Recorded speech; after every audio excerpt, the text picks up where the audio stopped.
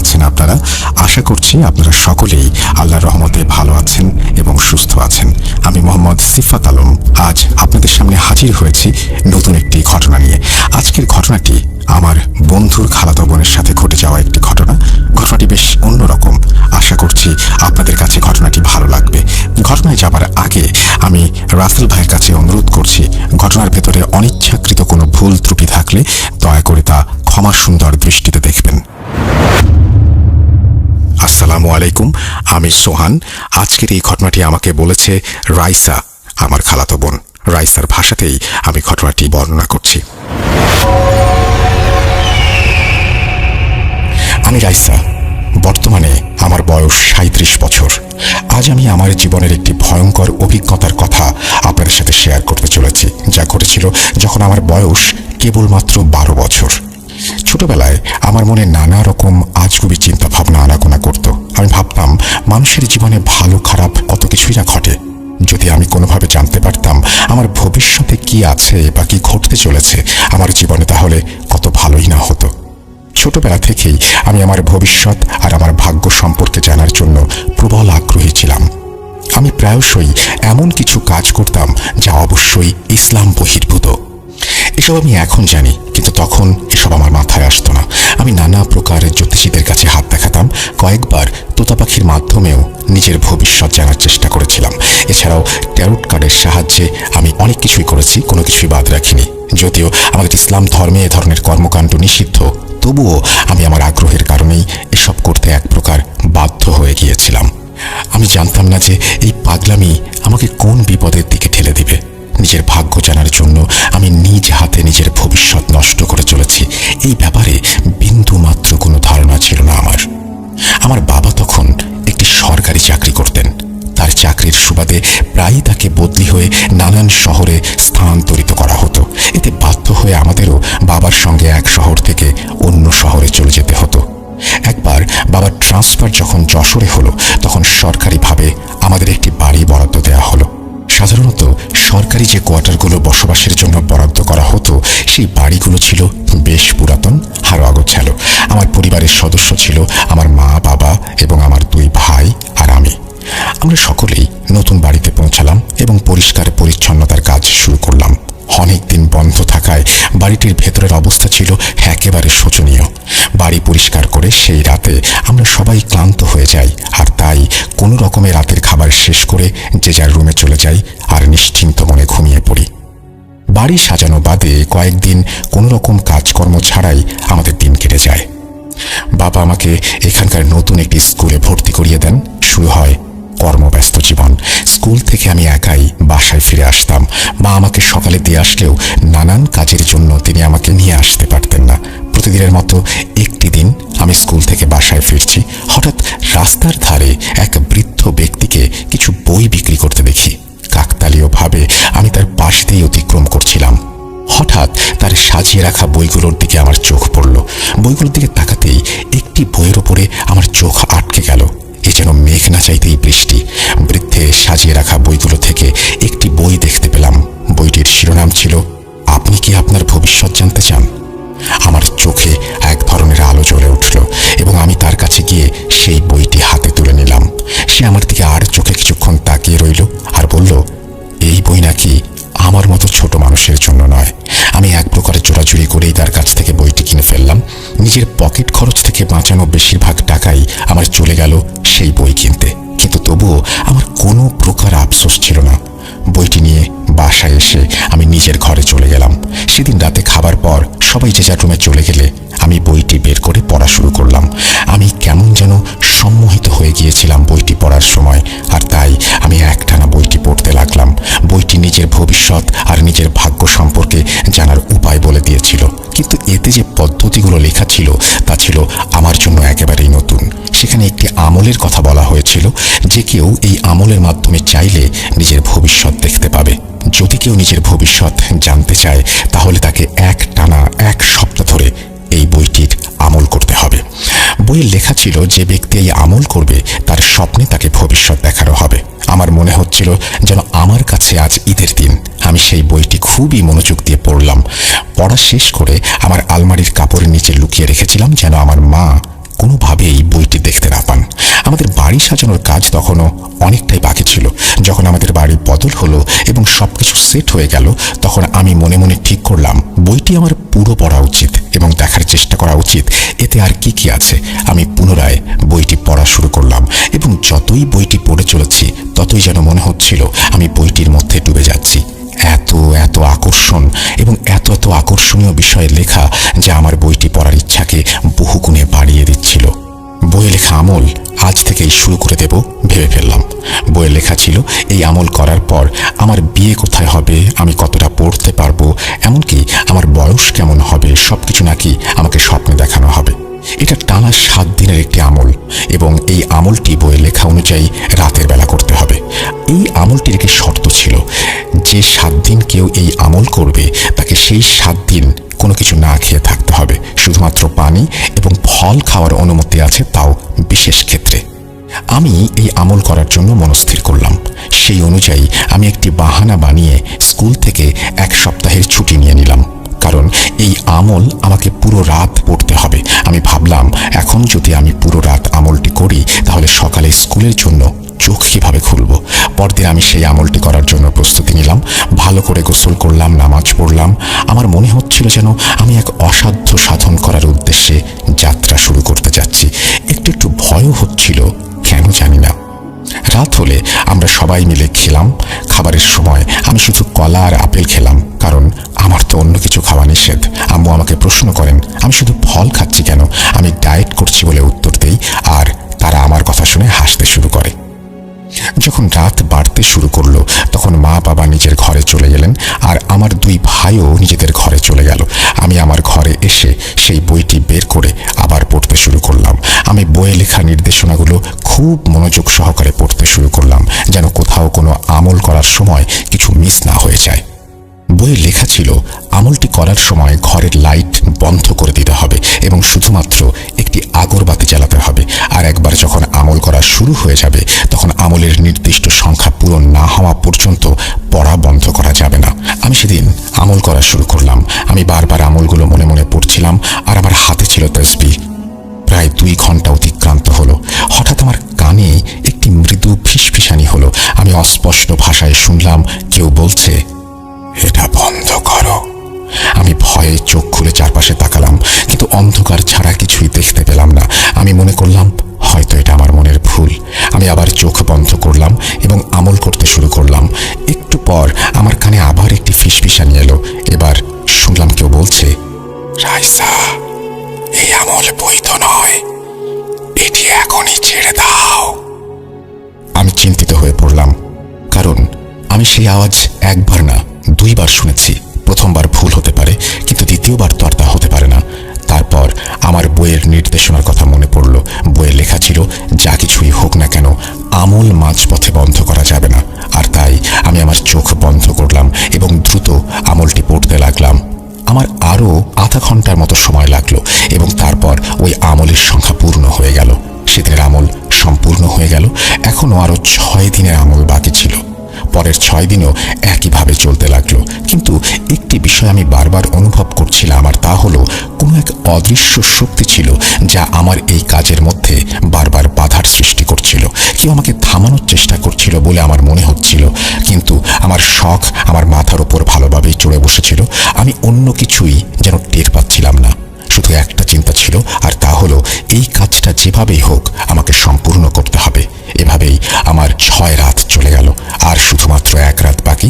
7ম রাতে যখন সেই আমল পূর্ণ হওয়ার কথা ছিল, সেদিন আমি আবার একটি ফিসফিসানি নিজের কানে শুনলাম।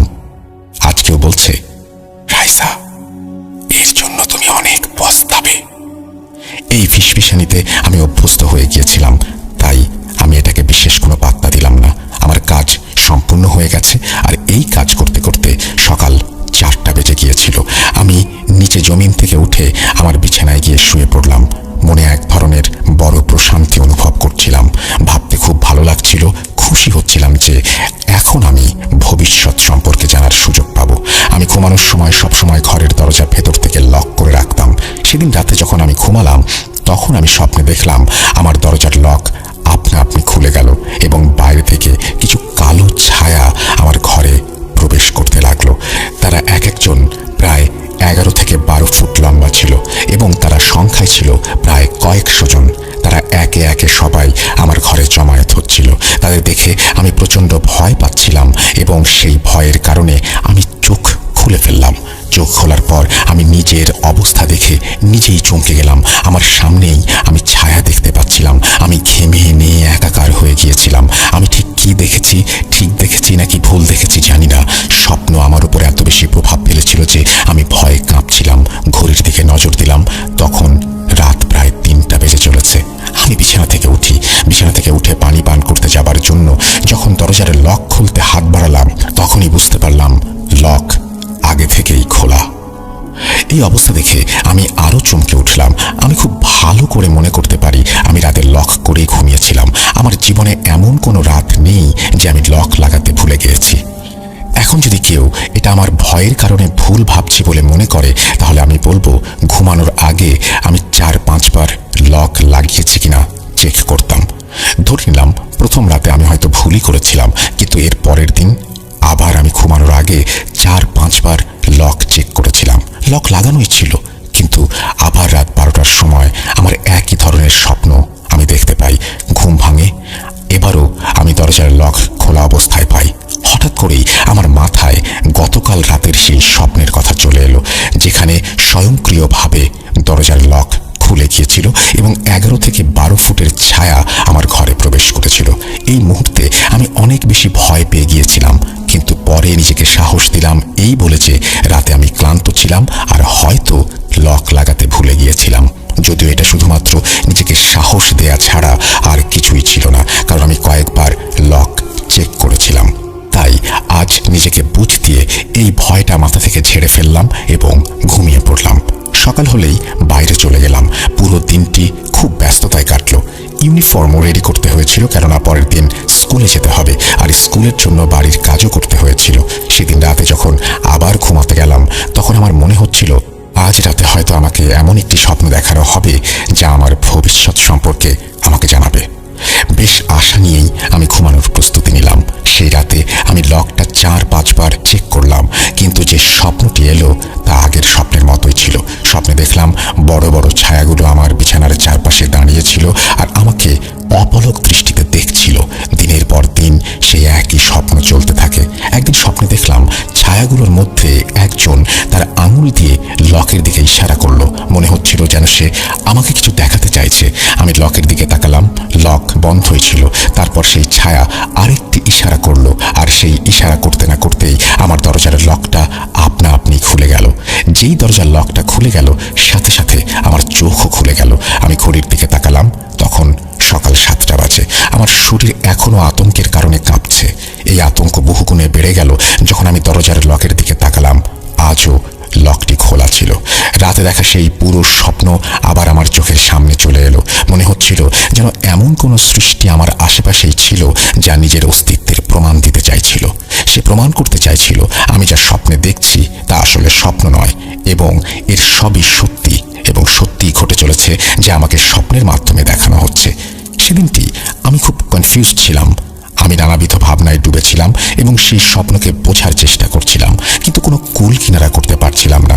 আমার মনে হচ্ছিল আমি তো ভবিষ্যৎ দেখার চেষ্টা করছিলাম, কিন্তু আমাকে এসব কি দেখানো হচ্ছে। ওই রাতে আমি একা ঘুমোতে ভয় পাচ্ছিলাম, আর তাই আমি আমার ছোট ভাইকে বললাম সে যেন আজ আমার সাথে ঘুমায়। তার বয়স তখন 7 কি 8 বছর। সে আমার কথায় আমার পাশেই শুয়ে পড়ল। রাতে আমি স্বপ্ন দেখলাম আমার ভাই বিছানা থেকে উঠল এবং বাইরে চলে গেল। কিছুক্ষণ পর যখন সে ফিরে এলো, তার হাতে ছিল একটি ছুরি। সেই ছুরি দিয়ে সে আমার উপরে হামলা করতে শুরু করলো। আমি সেদিন রাতে চিৎকার করে উঠলাম এবং পাগলের মতো চারপাশে দেখতে লাগলাম। ঘুম থেকে উঠে আমি দেখি আমার ভাই তখন আমার পাশেই ঘুমোচ্ছে। আমি কিছুটা স্বস্তি পেলাম, কিন্তু যখনই আমার নজর সাইড টেবিলের দিকে পড়ল, তখন সেখানে সেই ছুরিটি ছিল যা আমার স্বপ্নে আমার ভাইয়ের হাতে আমি দেখেছিলাম। আমি ভাইকে একটু ধাক্কা দিলাম দেখার জন্য সে জেগে আছে কিনা, কিন্তু সে গভীর ঘুমে আচ্ছন্ন। সেদিন পুরো রাত আমি ভয়ে ভয়ে না ঘুমিয়ে কাটালাম। সকালে আমি আমার ভাইকে জিজ্ঞেস করলাম, তুমি কি কাল রাতে ঘুম থেকে জেগে বাইরে গিয়েছিলে?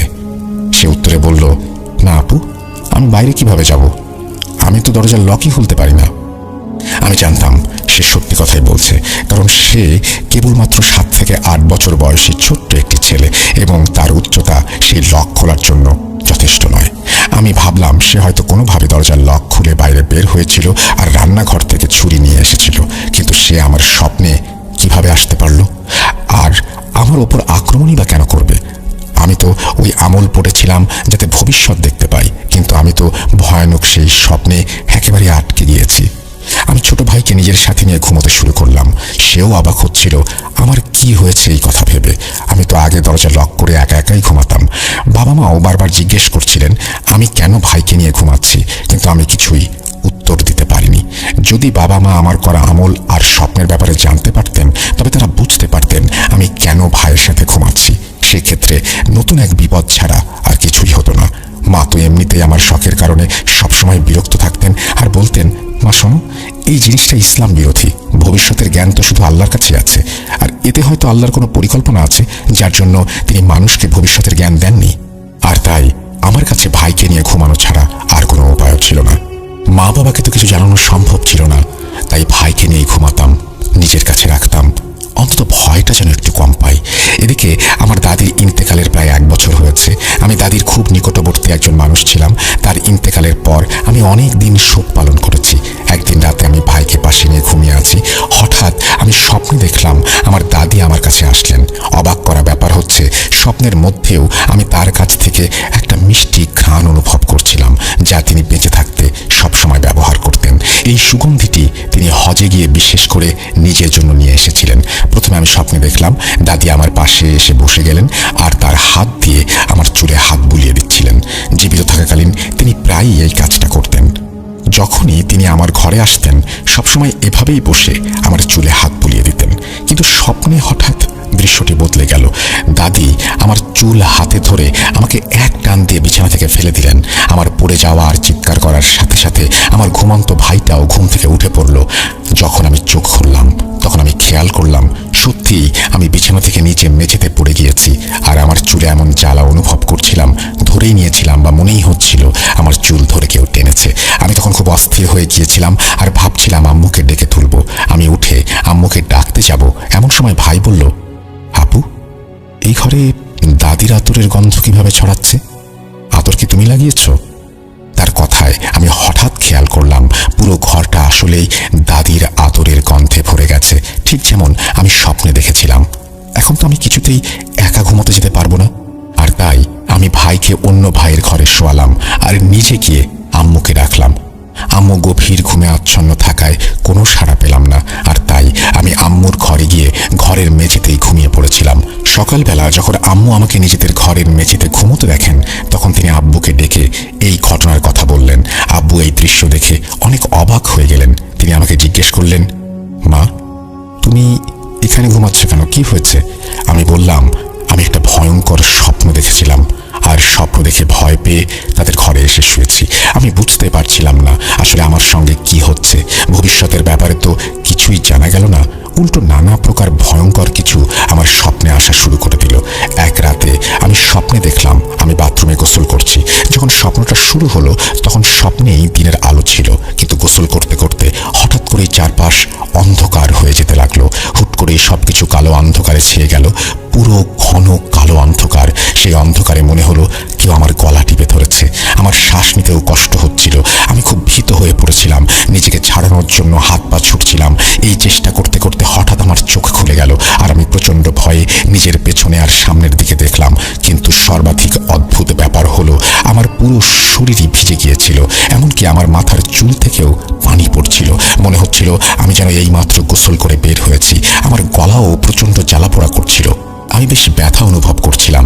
যখন আমি আয়নায় নিজেকে দেখলাম তখন আমার গলায় আঙুলের দাগ স্পষ্ট।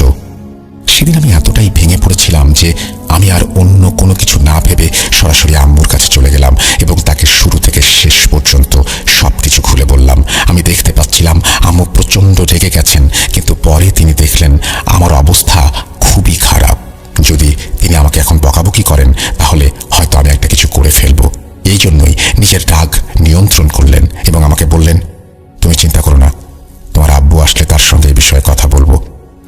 আম্মু ও ব্যাপারে একটু বুঝতারি দেখালেন এবং আব্বুকে আমার করা সেই আমলের ব্যাপারে কোনো কথা বললেন না। শুধু এটুকুই বললেন, আমার প্রায় অনেক দিন যাবৎ বেশ ভয়ানক ধরনের স্বপ্ন আসছে। আব্বু এসব নিয়ে বেশ চিন্তায় পড়ে যান, তার মুখ মলিন হয়ে যায়। আব্বুর একজন সহকর্মী ছিলেন যিনি আব্বুর সাথেই তার অফিসে কাজ করতেন। তিনি একজন হুজুর ছিলেন এবং এই ধরনের সমস্যা সম্পর্কে অনেক কিছু জানতেন।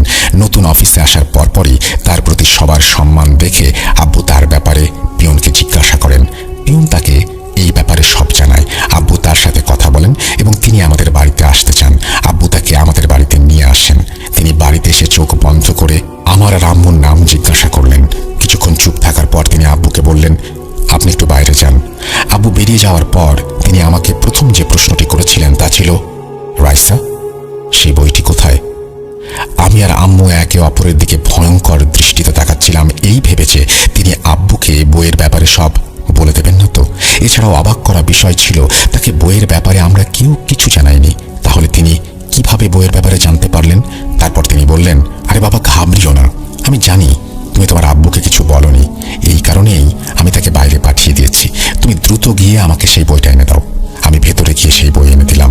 বইটি নিয়ে তিনি তার ব্যাগে রাখলেন এবং আম্মুকে বললেন, আপনাদের সবাইকে কিছুদিন এক ঘরে ঘুমোতে হবে এবং চেষ্টা করতে হবে যেন আপনাদের মধ্যে কেউ আলাদা কোনো জায়গায় না থাকে। এছাড়াও রাইসার উপরে বিশেষভাবে নজর রাখতে হবে, কারণ পরের 3 দিন ওর জন্য অনেক কঠিন হবে। এরপর তিনি আমাকে উপদেশ দিতে লাগলেন। তিনি বললেন, রাইসা শোনো, আল্লাহর কাজের মধ্যে কখনোই হস্তক্ষেপ করা উচিত নয়, এতে বিপদ হতে পারে। তুমি যা করেছো তা না জেনে করেছো, কিন্তু এই কাজগুলো হচ্ছে কুফরি। তোমাকে কয়েকবার সাবধানও করা হয়েছিল, কিন্তু তুমি নিজের ভবিষ্যৎ জানার জন্য এতটাই অন্ধ হয়ে গিয়েছিলে যার জন্য তুমি কিছুই শুনোনি। এখন যা হবার তা হয়ে গিয়েছে, এসব নিয়ে আর ভেবো না। ইনশাআল্লাহ আল্লাহ সব ঠিক করে দেবেন। এরপর আব্বুর কলিগ চলে গেল। তার কথা মতোই পরের 3 রাত আমার উপর একরকম কেয়ামত শুরু হয়ে গেল। প্রথম রাতে আমি স্বপ্নে দেখলাম সেই ছায়াগুলো যা আমি আগেও স্বপ্নে দেখেছিলাম। তাদের মধ্যে একজন আমাকে শূন্যে তুলে এক আগুনের কূপে ফেলে দিল। যন্ত্রণায় আমার আত্মা যেন আমার শরীর ত্যাগ করতে চাচ্ছিল। আমি প্রচণ্ড চিৎকার করছিলাম। আম্মু আমাকে ধাক্কা দিয়ে ঘুম থেকে জাগিয়ে দেন। আমি স্বপ্ন থেকে জেগে উঠে চিৎকার করতে লাগলাম যেন সত্যিই কেউ আমাকে আগুনে ফেলে দিয়েছে এবং আমি সেখানে পুড়ে যাচ্ছি। তারপরের দিন আমার প্রচণ্ড জ্বর এলো। পরের রাতে আমি স্বপ্নে দেখলাম আমার দাদি কাফনের কাপড় পরে আমার কাছে এলেন এবং আমার গলা চেপে ধরলেন। আমি জোরে জোরে হাত পা ছুটছিলাম আর আমার মা আমাকে জাগানোর চেষ্টা করছিলেন। মায়ের আওয়াজ শুনে আমি উঠে পড়লাম। আমার এমন দশা ছিল যে আমি আম্মুর হাত জড়িয়ে কান্না করতে শুরু করলাম। এই 2 রাত প্রচণ্ড ভীতিকর ছিল আমার জন্য। এখন আমার ভয় হচ্ছে যে তৃতীয় রাতে না জানি আমার সাথে আর কি হবে। আমি এতটাই ভীত হয়ে পড়েছিলাম যে সেই রাতে আমার কিছুতেই ঘুমোতে ইচ্ছা করছিল না। ভবিষ্যতের স্বপ্ন দেখার শখ আমাকে মানসিক রোগী বানিয়ে ফেলেছিল। জন্মের মতো আমার ভবিষ্যৎ দেখার শখ মিটে গেল। তৃতীয় রাতে আমি না চাইতেও ঘুমিয়ে পড়লাম। ওই রাতে আমি স্বপ্নে দেখলাম ওই ছায়ারা আমার সামনে এসে পশুর রূপ নিচ্ছে। কেউ কুকুর হয়ে যাচ্ছে, আবার কেউ বিষাক্ত পোকা, কেউ আবার সাপ কিংবা বিড়াল অথবা নেকড়ে হয়ে যাচ্ছে। তারপর তারা আমার দিকে আক্রমণ করতে তেড়ে আসছে। আমি ভয় পেয়ে স্বপ্নে কালেমা আর আয়াতুল কুরসি পড়া শুরু করলাম। মনে হলো যেন আমার আখিরাতের সময় ঘনিয়ে এসেছে।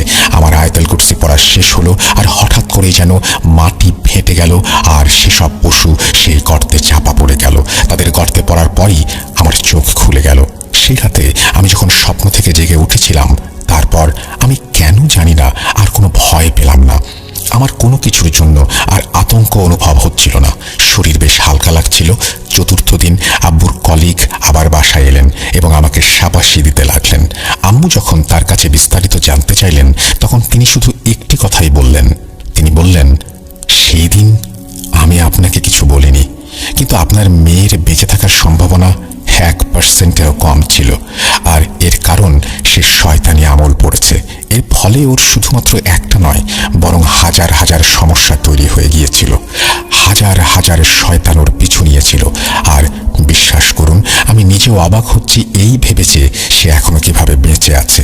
আল্লাহর কাছে শুকরিয়া আদায় করুন, তিনি এই বিপদ থেকে আপনার মেয়েকে উদ্ধার করেছেন। তারপর আব্বুর কলিগ আব্বুকে বললেন, যত বেশি সম্ভব সদকা দিতে হবে আর যে কোনো পরিস্থিতিতে নামাজ চালিয়ে যেতে হবে। আজ প্রায় 22 বছর পরেও এই ঘটনা এখনো আমার স্পষ্ট মনে আছে। আমি আজও এসব নিয়ে ভাবলে কাঁপতে শুরু করি। যদি আব্বুর বন্ধু আমাদের আল্লাহর পক্ষ থেকে উসিলা হয়ে না আসতেন, আমাদের সাহায্য না করতেন, সেই ছায়াগুলো আমার সাথে কি করত? কিন্তু আল্লাহর দরবারে কোটি কোটি শুকরিয়া যে তিনি আমাকে চরম বিপদের হাত থেকে রক্ষা করেছেন। আমি একটি ব্যাপার ভালোভাবেই বুঝতে পেরেছি, আর তা হলো আল্লাহ প্রদত্ত নিয়মের বাইরে কখনোই যেতে নেই। এতে যেমন আল্লাহ অসন্তুষ্ট হন, তেমনি মানুষের জীবনে নেমে আসে কঠিন আযাব। আমি এই ঘটনা থেকেই এই শিক্ষা লাভ করেছি। সবাই ভালো থাকবেন। আসসালামু আলাইকুম। এই বলে সোহান তার খালাতো বোন রাইসার ঘটনাটি শেষ করে। কেমন লাগলো আপনাদের আজকের ঘটনা? আপনাদের কাছে ঘটনাটি ভালো লাগলেই আমার রাত জেগে ঘটনা লেখা সার্থক হবে। খুব দ্রুতই ফিরে আসব নতুন কোনো ঘটনা নিয়ে, নতুন কোনো এপিসোডে। ততদিন পর্যন্ত সবাই ভালো থাকুন, সুস্থ থাকুন, এই কামনা করে আজকের মতো বিদায় নিচ্ছি। আল্লাহ হাফিজ। সিফাত নিয়মিত আমাদের ঘটনা দিচ্ছেন এবং সিফাতের আরও কিছু ঘটনা আছে আমার কাছে, যে ঘটনাগুলো আপনারা একে একে শুনবেন। তাই কমেন্ট বক্সে অবশ্যই জানিয়ে দিন কেমন লাগছে ঘটনাগুলো, এবং আপনারা ঘটনা পাঠান।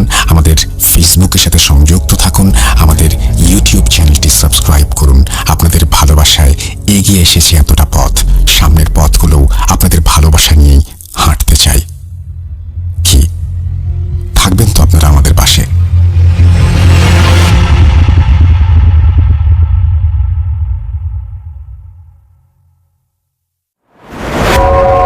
আবারও রাতের আঁধারে ভয়ের রাজ্য ফুঁড়ে ফিরেছি সেই পুরনো সুরে।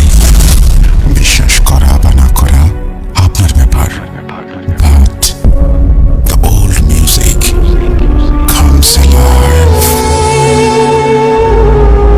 Root.com The Fear Returns with Russell. Welcome back. আপনাদের সবাইকে স্বাগত জানাচ্ছি আমি রাসেল। আশা করছি আপনারা সবাই ভালো আছেন, ভালোর দলে আছেন। আমরা কথা না বাড়িয়ে সরাসরি চলে যাব অডিও ক্লিপে। আমরা যে ইমেইলগুলো আজকে আপনাদের শোনালাম, কেমন লেগেছে সেটা অবশ্যই আমাদেরকে জানাবেন। চলুন আমরা ঘটনায় চলে যাই। আসসালামু আলাইকুম রাসেল ভাইয়া, আমার নাম সামিন। আমি ঢাকায় থাকি এবং আমি নটরডেম কলেজের একজন স্টুডেন্ট। আমি কারেন্টলি এইচএসসি পরীক্ষা দিচ্ছি এবং আমার পরীক্ষা চলছে আসলে, কিন্তু এই তো দেশের যে সার্বিক পরিস্থিতি, সে কারণে তো পরীক্ষায় কিছুটা স্থগিত হয়। আমি ভাবলাম ঘটনাটা রেকর্ড করে ফেলি, যেহেতু লেখার খুব একটা সময় হয়তো পাবো না।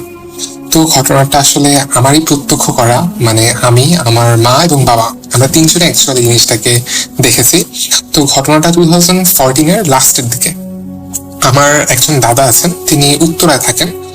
সো আমরা সে সময় বা এখনো মাঝে মধ্যে আব্বু ছুটি পেলে বা কোনো একদিন আব্বু আর্লি চলে আসলে অফিস থেকে, আমরা চেষ্টা করি যে উত্তরায় যাওয়ার, আমার সেই দাদার বাসায়। তো আমরা সেবারও গিয়েছিলাম। তো সেবার একটু আমাদের ডিনার করতে করতে 12টা বেজে যায়। So while we are returning, একটু লেট হয়ে যায়। আমরা প্রায় 12টা সাড়ে 12টার পরেই রওনা দিই। তো আমরা একটা গাড়িতে রওনা দিই। তো গাড়ির ফ্রন্ট সিটে, ড্রাইভার সিটে ছিলেন একজন আঙ্কেল, আমার আব্বুর একজন ফ্রেন্ড, উনিও ওখান থেকে আসছিলেন আর কি, উত্তরা থেকে। আর ড্রাইভারের পাশের সিটে ছিল আব্বু, পিছনে ছিলাম আমি অ্যান্ড আম্মু। তো আমরা মোটামুটি আসি। তো যখন প্রায় রাত 1টা ক্রস করছে এমন সময়, আমরা তখন এখন যেখানে আর কি এয়ারপোর্ট রোড, যেটা উত্তর এয়ারপোর্ট রোড, সেখানে একটা হসপিটাল আছে, কুর্মিটোলা জেনারেল হসপিটাল কারেন্টলি। তো তখন আমরা ঠিক যখন ওই জায়গাটায়, ওই রোডটার ওরকম একটা লোকেশনে কাছাকাছি ছিলাম। তো আমাদের গাড়ির স্পিড ছিল প্রায় 60-70-র কাছে মাঝামাঝি আর কি।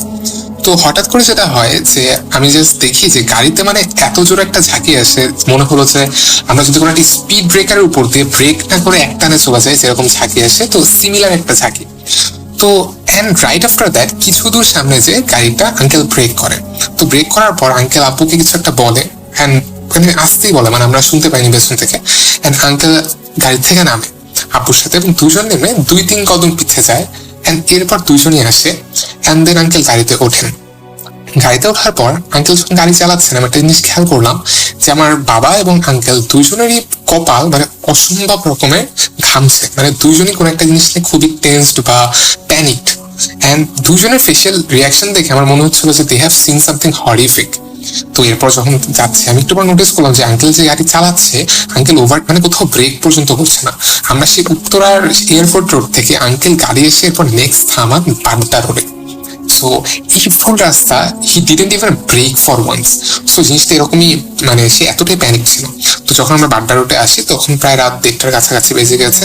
তো একটা দোকানের পাশে আঙ্কেল দাঁড়ালো, দাঁড়ানোর পরে আঙ্কেল আর আব্বু দোকানটায় গেল, আমাদের এমনি চিপস কোক এগুলো কিনে দিল, দুজন কথা বললো।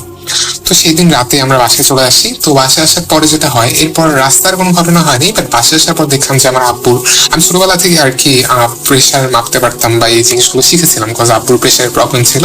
তো সেদিন দেখলাম আব্বুর খুবই হাই প্রেশার। আব্বুর একজন ডক্টর ফ্রেন্ডকেও বললো, উনি কিছু জিনিস প্রেসক্রাইব করলো। দিন আব্বু মেডিসিন নিয়ে পরের দিন সকালে উঠে আব্বু আর অফিসে যেতে পারলো না, এতটা অসুস্থ। তো যাই হোক, সেদিন আব্বু প্রায় ঘুম থেকে উঠলো 11টার দিকে, ব্রেকফাস্ট করলো। তারপর যেটা বললো আসলে যে ঘটনাটা কি ছিল, ঘটনা এরকম ছিল যে যখন গাড়িটা যাচ্ছে আব্বু এবং আঙ্কেল নিজে দেখছে যে তখন তো রাসেল ভাই আসলে সে সময় অনেক ফাঁকাই ছিল রাস্তা, এখনকার মতো তো জ্যাম ছিল না। এখন মানে আজ থেকে যদি 10 বছর আগের কাহিনীও ভাবি, তো একদম ফাঁকা রাস্তা, লাইক যে লেনে আমাদের গাড়ি ছিল সেই লেনে সামনে আর কোনো গাড়ি নেই। বাট জাস্ট হঠাৎ করে 10 হাত সামনে, গাড়ির থেকে 10 হাত সামনে রাস্তার উপর একটা লাশ রাখা, সাদা কাফনের কাপড়ে চড়ানো। এটা আমার আব্বুও দেখেন এবং আঙ্কেলও দেখেন। আরেকটা মজার বিষয় হচ্ছে জিনিসটা, মানে এতক্ষণ ফুল রাস্তায় কিচ্ছু ছিল না, মানে literally everything is empty in front of their eyes, and suddenly 10 হাত সামনে আপনি যদি দেখেন রাস্তার ধারে যে একটা আপনার গাড়ি 60-65 স্পিডে আছে, হঠাৎ করে সামনে একটা লাশ। সেই সিচুয়েশনে যদি আপনি ব্রেকও করেন, আপনি একটা ম্যাসিভ অ্যাক্সিডেন্ট করবেন। আমাদের 4 জনেরই মারা যাওয়ার সুযোগ ছিল, and only safe choice was to run over it, and that's what he did. Uncle তার উপর দিয়ে যখন গাড়িটা চালিয়ে চলে যান, তার একটু পর উনি ব্রেক করেন। And there comes this part, Rasel ভাইয়া, যেটা আপনি হয়তো বিশ্বাস করবেন না, বা যে কেউ বিশ্বাস করতে এটা একটু অসন্তোষটি প্রকাশ করবে। আব্বু আর আঙ্কেল যখন গাড়ির থেকে নামে, দুজন একটু সলা পরামর্শ করেই নামে, এন্ড নামার পরে দুজন নোটিস করে রাসেল ভাইয়া পিছনে কিচ্ছু ছিল না। The entire road was empty, not a drop of blood, not a piece of white cloth. রাস্তায় কিচ্ছু ছিল না। তো আপনি যে রাসেল ভাইয়া ভাবেন, ঝাঁকিটা কিন্তু এমন না যে শুধু আঙ্কেল আর আব্বু খেয়েছে, আমি ইভেন আম্মু মাথায় একটা বাড়িও খেয়েছিল গাড়ির উপরের সাথে। মানে বললাম না, মনে হলো যে আমরা স্পিড ব্রেকের উপর দিয়ে চলে গেলাম, বাট যখন তারা নেমে দেখে কিচ্ছু নেই। তো যাই হোক, পরে একদিন আঙ্কেল আমাদের বাসায় আসেন, উনি বলে যে এই জিনিসটা নিয়ে উনি ওনার একজন রিলেটিভকে শেয়ার করেছেন যে আসলে জিনিসগুলো নিয়ে কাজ করেন।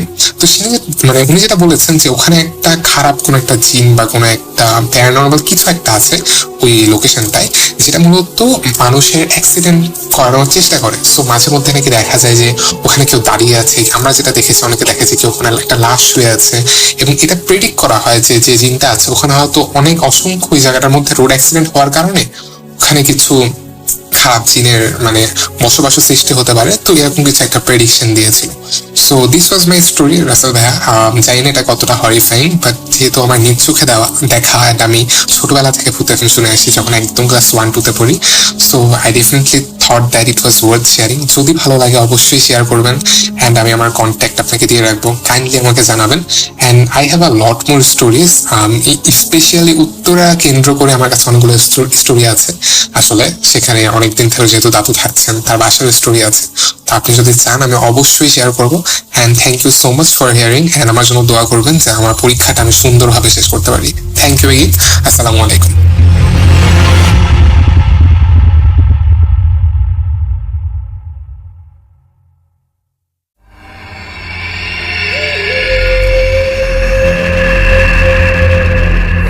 Booth.com with Russell. যেভাবে লেখা আছে আমি সেভাবেই পড়ে শোনাচ্ছি। আসসালামু আলাইকুম প্রিয় রাসেল ভাই, আমি মেহেদি হাসান, লিখছি গাজীপুর থেকে। আশা করি আল্লাহর রহমতে অনেক ভালো আছেন। আমি গুছিয়ে লিখতে পারি না বলে অনেকে ঘটনা আপনার কাছে পাঠাতে পারি না, তবুও দুঃসাহস করে এই ঘটনাটি লিখতে বসলাম। ভুল ত্রুটি হলে ক্ষমা করবেন। ঘটনাটি আমি স্টুডিওতে এসে বলতে পারবো না বিধায় এই ঘটনাটি আপনি পড়ে শোনালে খুশি হব। আজকে আমি যে ঘটনাটি শেয়ার করব সেটা মূলত আমার সাথে হওয়া একটি ঘটনা। ঘটনাটি এখন পর্যন্ত চলমান। কথা না বাড়িয়ে সরাসরি ঘটনায় যাচ্ছি। একটা রাতের ঘটনা দিয়ে শুরু করি।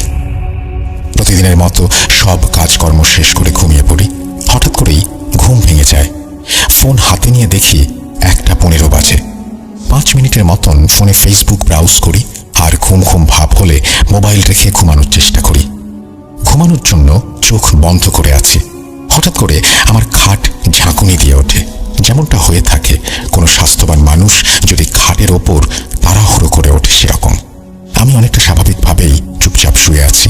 তখনই আমি হঠাৎ করেই প্যারালাইজড হয়ে যাই। আমি জেগে আছি কিন্তু নড়াচড়া করতে পারছি না।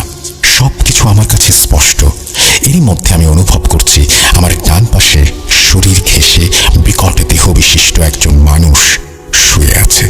সেটার দেহ এত পরিমাণে ভারী ছিল যে আমার ডান পাশে প্রচন্ড চাপ অনুভব করছিলাম।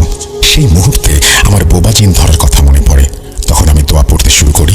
1 মিনিটেরও কম সময়ের মধ্যে ঘটনাটি ঘটত। দোয়া পড়তে পড়তে এক সময় আমি স্বাভাবিক হয়ে যাই। এরপর রুমের লাইট জ্বালিয়ে নিজেকে একটু স্বাভাবিক করার চেষ্টা করি। এভাবে আমার সাথে প্রতিনিয়ত চলতে থাকে। এক পর্যায়ে আমার মনের অবস্থা এমন হয়ে যায় যে আমি রাতে ঘুমোতে ভয় পেতাম। যখন আমার সাথে ঘটনাটি রীতিমতো 3-4 দিন ধরে চলে, তখন আমার কাছে ব্যাপারটি নিয়ে খারাপ লাগা শুরু হয়। নিজে নিজেই ভাবতে থাকি, আমি কোনোভাবে অসুস্থ না তো? এটা কি আমার নতুন অসুস্থতার লক্ষণ? বোবাজিন তো আর প্রতিদিন ধরবে না। এরকম আরো বিভিন্ন প্রশ্ন আমার মাথায় আসছিল। আমি আমার সাথে ঘটে যাওয়া ঘটনাটি আমার মায়ের সাথে শেয়ার করি। আমার মা বলেন, হয়তোবা ঘুমের মধ্যে স্বপ্ন দেখেছ।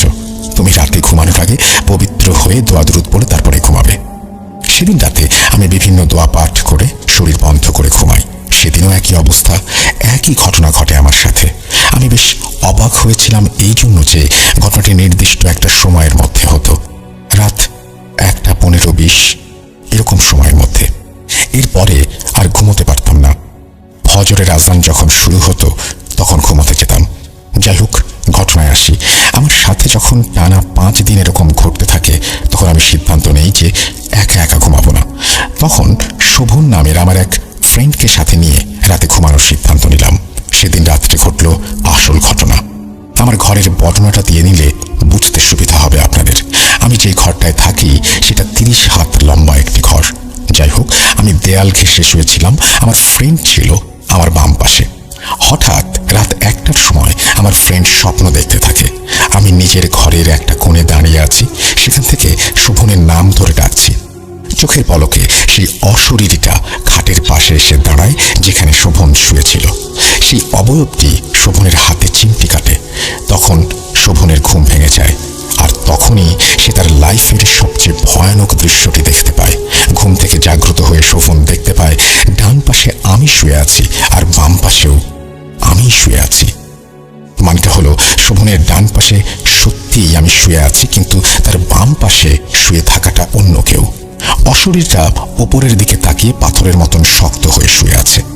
এই দৃশ্য দেখার পর আমার ফ্রেন্ড প্যারালাইজড হয়ে যায় কিছু সময়ের জন্য। যখন সে সুস্থ হয় তখন আমাকে অনেক ডাকাডাকি করে। সে সময় আমার ঘুম ভাঙে না। অনেকক্ষণ পর যখন আমি ঘুম থেকে জেগে উঠি তখন দেখতে পাই শোভনের মধ্যে বেশ কান্না কান্না একটা ভাব। আমি তাকে জিজ্ঞেস করি, কি হয়েছে? সে বলে এরকম ঘটনা ঘটেছে তার সাথে। প্রথমে ব্যাপারটি বিশ্বাস করতে চায়নি, এই কারণে সে আমাকে ভয় দেখানোর জন্য মিথ্যা বলতে পারে। যখন সে বলে আমি কিছু সময়ের জন্য প্যারালাইজড হয়েছিলাম, নড়াচড়া করতে পারছিলাম না, তখন আমার মনের মধ্যে ভয় ঢুকে যায় আর আমার ফ্রেন্ডের কথাগুলো বিশ্বাস হতে থাকে। এর পরের দিন আমি আমার মাকে সাথে নিয়ে এলাকার এক কবিরাজের কাছে যাই। তিনি বলেন যে বিকেলের দিকে আমি তোমাদের বাসায় আসব। কবিরাজ বিকেলে বাসায় আসে, চারপাশে ঘুরে দেখে। সব শেষে বলে, আমি তেমন কিছু বুঝতে পারছি না, তবুও তুমি যখন ভয় পেয়েছো একটা তাবিজ দেব তোমাকে, আর একটা গামছা নিয়ে আসো, সেটার মাধ্যমে তোমার শরীর বন্ধ করে দিয়ে যাই। কবিরাজ তার কাজ শেষ করে চলে যান। এরপর বেশ কিছুদিন আর কোনো সমস্যা হয়নি। সমস্যা শুরু হয় 7 দিন পর থেকে আবার। এইভাবে রাতের বেলা আমি প্যারালাইজড হয়ে যেতাম। কিছু সময়ের মধ্যে দোয়া পড়তে থাকলে আবার স্বাভাবিক হয়ে যেতাম। নিরুপায় হয়ে আমার এক ছোট ভাইকে সাথে নিয়ে ঘুমানো শুরু করি। আমার ভাইয়ের নাম আব্দুল্লাহ। আব্দুল্লাহকে নিয়ে যথারীতি রাতে ঘুমোতে চলে যাই। রাতে যেন কেউ ভয় না পায় সে কারণে বাতি জ্বালিয়ে রাখতাম। বাতির আলো চোখে লাগার কারণে খাটের পাশে একটা পর্দা টাঙিয়ে রাখি। আমরা দুজনেই ঘুমিয়ে আছি। আমার ছোট ভাই স্বপ্নে দেখতে পায় কেউ একজন পর্দার ওই পাশে দাঁড়িয়েছে। স্পষ্ট তার দেহের ছায়া পর্দার উপরে পড়েছে। সেই লোকটার হাতে একটা ব্যাগ ছিল, সেটা বাড়িয়ে দেয় আব্দুল্লাহর দিকে। স্বপ্নের মধ্যে আব্দুল্লাহ ভাবতে থাকে ঘরের দরজা তো লক করা, এই লোক কিভাবে ঘরের ভেতরে ঢুকলো। এই কথা ভাবতে ভাবতে আব্দুল্লাহর ঘুম ভেঙে যায়। আর তখনই সেই লোকটা পর্দা সরিয়ে উঁকি দেয়। আমার ছোট ভাই দেখতে পায় সেটা আর কেউ নয়, আমি নিজে। আর তখনই আব্দুল্লাহ প্যারালাইজড হয়ে যায়। কিছু সময় পর সে স্বাভাবিক হয়, আমাকে ঘুম থেকে ডেকে তোলে আর এই ঘটনা আমাকে বলে। তখন আমিও বেশ ভয় পেয়ে যাই। আমার আর সাহস হচ্ছিল না বাকি রাতটুকু ঘরে থাকার। আমার মাকে রুমে ডেকে নিয়ে আসি। তিনি বিভিন্ন কথাবার্তা বলে আমাকে আশ্বস্ত করে, একটু স্বাভাবিক করার চেষ্টা করে। এভাবেই চলতে থাকে প্রতিদিন। আমি বিশ্বস্ত কোনো কবিরাজের সন্ধান পাচ্ছিলাম না, এখনো জানি না। অনেকজনের থেকে খোঁজ করে দেখলাম আমাদের ইউনিয়নে 2-3 গ্রাম পরে একজন অভিজ্ঞ হিন্দু তান্ত্রিক আছে। তার কাছ থেকে বিভিন্ন চিকিৎসা নিলাম। তিনি আমাকে আশ্বস্ত করলেন আর সমস্যা হবে না। না, এরপরেও সমস্যা চলতেই থাকলো। কোনো উপায় না পেয়ে আমি একদিন রাতের বেলা প্যারালাইজ থেকে স্বাভাবিক হয়ে সালাম বিনিময় করি। বলি, আসসালামু আলাইকুম। আপনি কে? আপনি আমার কাছে কি চান? দয়া করে আমাকে বুঝিয়ে দিন। আমি তাকে আরও অনুরোধ করে বলি, আমাকে কেন বিরক্ত করছেন আপনি? নিজে নিজেই এই কথাগুলো আমি রুমের মধ্যে বলি। এরপর দোয়া পাঠ করে আবার ঘুমানোর চেষ্টা করি। কম্বল দিয়ে মাথা ঢেকে শুতে গেছি। হঠাৎ আমার কানের কাছে কর্কশ কণ্ঠে কেউ একজন কিছু বলে ওঠে। এত ভয়ানক ছিল তার কণ্ঠস্বর। সে কি বলেছিল সেটা আমি ভয়ে খেয়াল করে শুনতে পারিনি। ভয়ানক সেই অশরীরটা যেন আমার কাছে না আসে, সেই জন্য মোবাইলে রাতে কোরআন তেলাওয়াত ছেড়ে ঘুমাতাম। এরপরেও কাজ হতো না। এরকম আরো অনেক ধরনের পদ্ধতি আমি অবলম্বন করি এটা থেকে বাঁচার জন্য, যেগুলো বললে ইমেলটা অনেক বড় হয়ে যাবে। সংক্ষেপে শেষ করি, অবশেষে আমাকে একজন হুজুর ঘর বন্ধ করা শিখিয়ে দেন। আমিও সেই অনুযায়ী কাজ করি, সঙ্গে সঙ্গে এর ফলাফল দেখতে পারি। এখন আমি আলহামদুলিল্লাহ আর সমস্যা কবলিত নই। যদি প্রতিদিন আমল না করি তাহলে সমস্যাটা আবার শুরু হয়। ঘটনাটি যদি ভালো লাগে পড়ে শোনানোর অনুরোধ রইল। মেহেদী হাসান, গাজীপুর থেকে। Thank you very much. চমৎকার একটি স্টোরি, এবং আশা করব আপনারা অবশ্যই আমাদের কমেন্ট সেকশনে যিনি ঘটনা পাঠিয়েছেন তাকে একটু ধন্যবাদ জানাবেন, মেহেদী হাসানকে ধন্যবাদ জানাবেন। মেহেদী হাসান, আপনার কাছ থেকে আমরা আরও অনেক ঘটনা চাই, কারণ আপনি চমৎকারভাবে ঘটনা বুঝিয়ে লিখতে পারেন। এটা খুবই দরকার, এবং আমার কাছে এই ঘটনাটি অনেক বেশি ভালো লেগেছে, অনেক বেশি গোছানো মনে হয়েছে। সো আমরা ঘরের মধ্যে থেকেই হয়তো ভূত.com শুনছি। অনেকেই ঘরে একা ঘুমায়, অনেকের সাথেই একা ঘরে নানান রকমের ঘটনা ঘটে। আমরা কখনো কখনো সেগুলো মনের ভুল ভেবে উড়িয়ে দিই, কখনো কখনো সেগুলো নিয়ে অনেক বেশি সিরিয়াস হয়ে যাই। তো যাই হোক না কেন, এরকম কোনো ঘটনা যদি আপনার সাথে ঘটে তাহলে আপনিও নিশ্চয়ই মেহেদী হাসানের মতোই ভয় পেতেন, খুঁজে বেড়াতেন কোনো একজন অভিজ্ঞ কবিরাজ বা হুজুরকে। মেহেদী হাসান আপনার সুস্থতা কামনা করছে এবং আপনার সমস্যা যেন দূর হয়ে যায় সেই দোয়া করি আল্লাহ তাআলার কাছে। আপনি ভালো থাকবেন। আমরা চলে যাব আমাদের পরবর্তী ঘটনায়।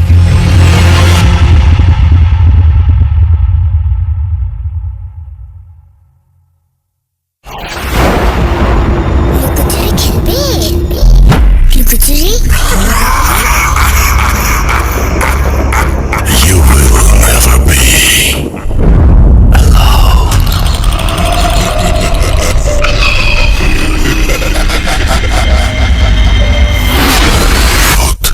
Vote.com.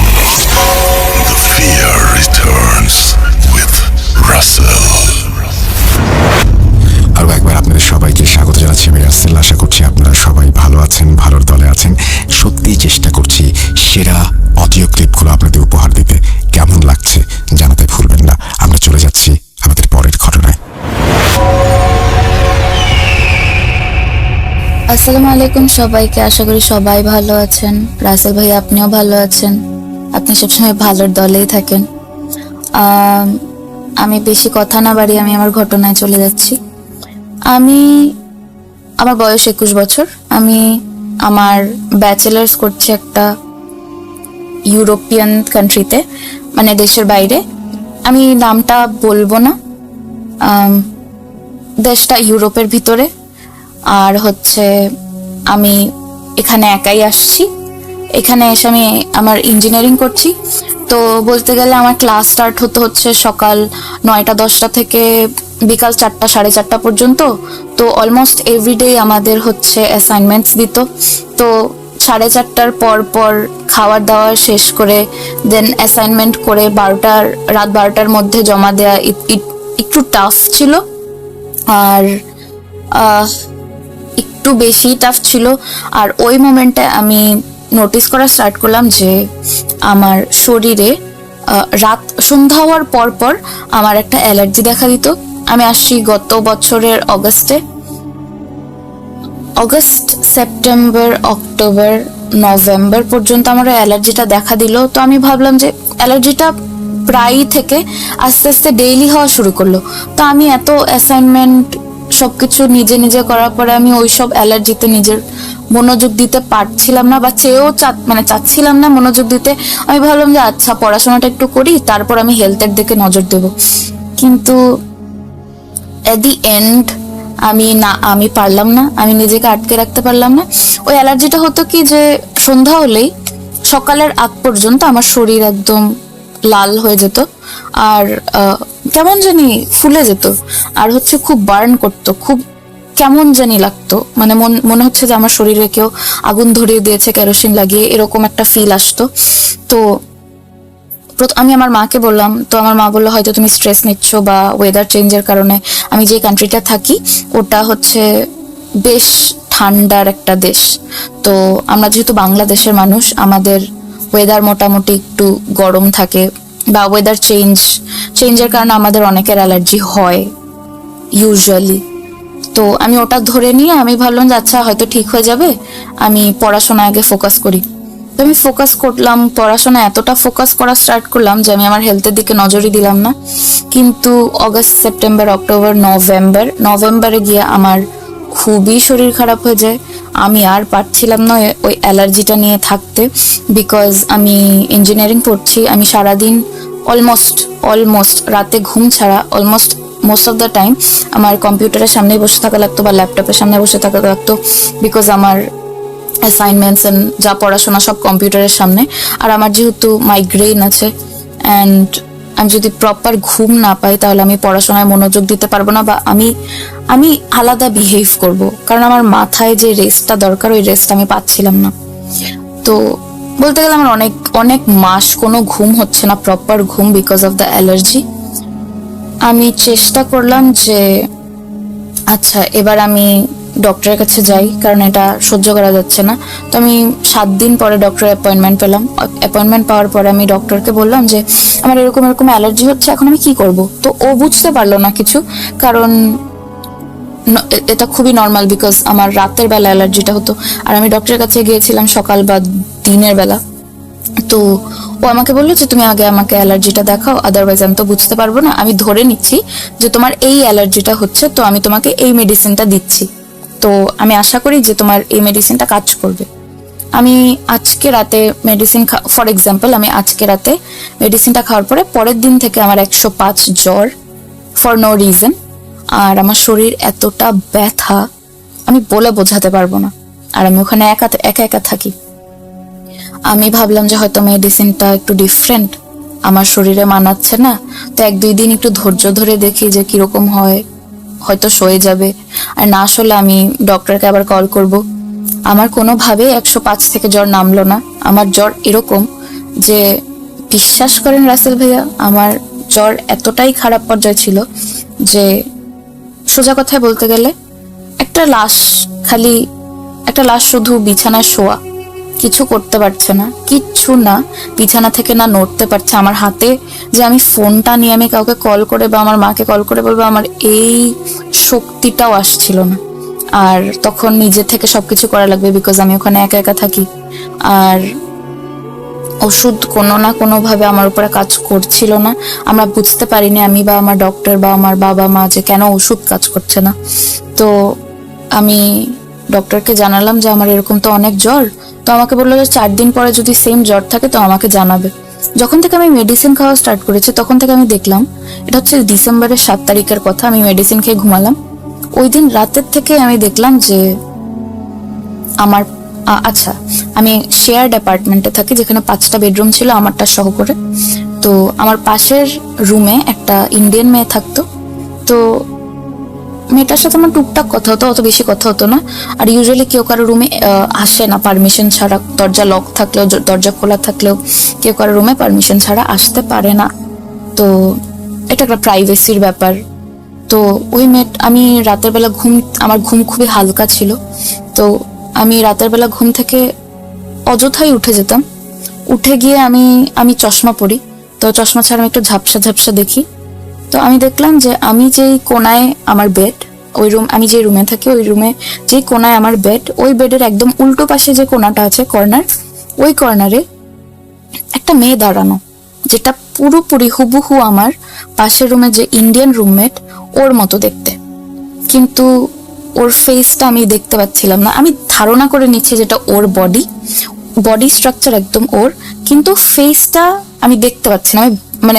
আমি ব্লার দেখছিলাম, আমি ঝাপসা দেখছিলাম। তো আমি ভাবলাম যে হয়তো, আচ্ছা আরেকটা বড় কথা, আমি হয়তো লাইভ শুনতে পারি না ভূ.com, কিন্তু আমি ইউটিউবে সবগুলো এপিসোড আমি শুনি। আমি যখন ফ্রি থাকি আমি তখনই ভূ.com শুনি, যেগুলো আপলোড করা আছে ভিডিও। তো আমি ভাবলাম যে হয়তো আমি এইসব স্টোরিজ শুনছি বলে আমি হয়তো হ্যালুসিনেট করছি, বিকজ আমি একা একা থাকি, বা হ্যাঁ আমার মনের ভুল। সেম কথাটা আমার মাও বললো যে হয়তো তুমি ভূ.com বেশি শুনছো, তোমার হ্যালুসিনেশনের বেশি প্রবলেম হচ্ছে হয়তো, বিকজ তুমি একা একা থাকো, স্ট্রেস নিচ্ছ, দ্যাটস ওয়াই হয়তো তুমি এরকম কিছু একটা দেখছো। ফাইন, আমিও অত মাথা ঘামালাম না, আমি দোয়া পড়ে আমি ঘুমিয়ে গেলাম। ঘুমিয়ে যাওয়ার পরে তারপর আমি আস্তে আস্তে ওই মেয়েটাকে, আমি যে মেয়েটাকে দেখতাম আমার রুমের কর্নারে, আমি ওকে প্রায়ই দেখা স্টার্ট করলাম আমার অসুস্থতার পরের থেকেই। আমি খালি দেখতাম যে ও ওখানে দাঁড়িয়ে আছে কোনায়, কিছু করছে না, ও জাস্ট দাঁড়িয়ে আছে। তারপর 13 ডিসেম্বর আমি আমার ডক্টরকে ফোন দিলাম, আবার ওরা ফোন ধরলো না কোনো একটা রিজনের কারণে। তো ওরা আমাকে বললো ওরা আমাকে কল ব্যাক করবে। তো ওরা আমাকে কল ব্যাক করে একজন নার্স বললো, ফার্স্টেই ডক্টর আমাদের হেল্প করে না, ফার্স্ট একজন নার্স আমাদের সাথে কথাবার্তা বলে, যদি বেশি সিরিয়াস হয় তখন একটা ডক্টরের কথা বলে। তো নার্সটা আমাকে বললো যে এখানকার, আমরা যেরকম বাংলাদেশে নাপা খাই, তো এখানকার একটা লোকাল প্যারাসিটামল আছে, তুমি ওইটা 4 বেলা খাও, যেটা হচ্ছে 1200 মিলিগ্রামের, যেটা অনেক পাওয়ারফুল। তো আমি তো উঠতে পারছি না, বা আমি কিনতেও যেতে পারবো না। আমি আমার রুমমেটকে আমার ফ্ল্যাটমেটকে বললাম যে তুমি একটু আমাকে কষ্ট করে এটা এনে দাও, আমি তোমাকে পে করে দিচ্ছি। ফাইন, ও আমাকে এনে দিল। ওটা খাওয়ার পরেও আমার কোনো কাজে দিল না, কিন্তু ওটা খাওয়ার পর আমি আবার ওই মেয়েটাকে তো দেখছি কন্টিনিউসলি, আমি ওই মেয়েটাকে দেখছি, কিন্তু মেয়েটাকে আমি দেখতাম যে একটা জায়গায় দাঁড়িয়ে আছে। কিন্তু তারপরে দেখা স্টার্ট করলাম যে আমার রুমে একটা ডাইনিং টেবিল ছিল, রুমটা বেশ বড় ছিল। তো ডাইনিং টেবিলে আমি যে মগ দিয়ে পানি খেতাম, তো আমি দেখতাম যে ওই মেয়েটা আমার দরজা বন্ধ ওই অবস্থায় সে এসে হাঁটাচলা করছে আমার রুমের মধ্যে। আবছা আবছা আলো, তখন সন্ধ্যার সময় আলো, আমি দেখতে পাচ্ছি আমার রুমে কি হচ্ছে না হচ্ছে। আমি দেখলাম যে ওই মেয়েটা এসে আমার ডাইনিং টেবিল থেকে পানি খেয়ে আবার ওই দরজা বন্ধ অবস্থায় সে আমার দরজা থ্রু করে চলে গেল, দরজার মাঝখান দিয়ে সে বেরিয়ে গেল। এই জিনিসটা বারবার হচ্ছে, এটা আমি পরেও দেখলাম যে এরকম হচ্ছে। সে হয়তো আমার টেবিলে এসে কিছু ধরছে বা কিছু খাচ্ছে, আমি এটা দেখতে পাচ্ছিলাম। কিন্তু সব সময় আমি যেহেতু মেডিসিনস নিচ্ছি, আমার মেডিসিনস গুলো এত ঘুম ছিল যে বলতে গেলে আমি আমি পুরোপুরি সেন্সে ছিলাম না। যখনই আমি দেখতাম, বেশিরভাগ আমার ঘুমের সময় দেখতাম, ঘুম থেকে উঠে গিয়ে হঠাৎ করে চোখে পড়তো। তো তখন শরীর আমার আরো নিচে যাচ্ছে, আস্তে আস্তে আরো খারাপ হয়ে যাচ্ছে, অ্যালার্জিও হচ্ছে, আমি মেডিসিনও খাচ্ছি, এত মেডিসিন খাচ্ছি যে আমার অ্যালার্জিতেও কোনো কাজ হচ্ছে না, আমার শরীর উল্টো খারাপ হয়ে যাচ্ছে। তারপর ডক্টর আমাকে 19 তারিখে ফোন করলো, বললো যে তোমার জ্বর কি ঠিক আছে? তুমি তো প্যারাসিটামল খাচ্ছিলে, আমার নার্স আমাকে বললো, তো তোমার কি জ্বর কিরকম? তা আমি বললাম যে আমার জ্বর একদমই কমেনি, আমার জ্বর ওরকমই আছে। তো বললো তাহলে you should definitely visit the emergency room. তো আমি বললাম যে আমি তো হাঁটাচলা করতে পারছি একটু, তো ইমার্জেন্সিতে যাও কি বেশি জরুরি? তো বললো তোমার জ্বরটা আমরা একটু চাচ্ছি তোমার উপরে কিছু টেস্ট করতে, বিকজ তোমার মেডিসিন কাজে দিচ্ছে না। তো একটা কাজ করো, তুমি ইমার্জেন্সিতে চলে যাও। আমার বাসা থেকে ইমার্জেন্সি 1 কিলোমিটারের একটু উপরে। তো আমি যে সিটিতে থাকতাম ওখানে মানুষজন হাঁটাচলা বেশি প্রিফার করে। তো আমি আস্তে ধীরে স্নোয়ের মধ্যে স্নো পাড়িয়ে গেলাম, ইমার্জেন্সিতে গেলাম। যার পরে ওরা তো মাথা ঘামায়নি, ফার্স্টে হয় কি নার্স দেখার পরে ডক্টর দেখে যদি বেশি ইমার্জেন্সি থাকে। আমাকে একটা নার্স দেখলো, ও অতটা ভালো ইংলিশ বলতে পারলো না। তো আমাকে বললো তুমি একটু জ্বরটা মাপো, আমরা একটু দেখি। আমার জ্বরটা মাপলো, আমার জ্বরটা মাপার পরে ওরা তো সেলসিয়াসে দেখে, আমার জ্বর দেখালো যে 39°C। প্রথমে ডক্টর আমাকে বললো তুমি আবার একটু মাপো তো, না নার্স ছিল, তো আমাকে বললো তুমি একটু আবার মাপো তো। আমি মাপলাম, তো নার্স আর আমাকে কিছু বললো না, ওর সাথে সাথে রুম থেকে বেরিয়ে ডক্টরকে ডেকে আনলো। ডক্টর আমাকে বললো যে তুমি একটু বসো তো, বসে আমাকে বলো তো তোমার সাথে কি হচ্ছে। আমি বললাম যে এরকম এরকম। আমাকে বললো যে আমি কি করেছি আজকে সারাদিনে, আমি এখানে কিভাবে আসছি, কি খেয়েছি, কি ওষুধ খাচ্ছি।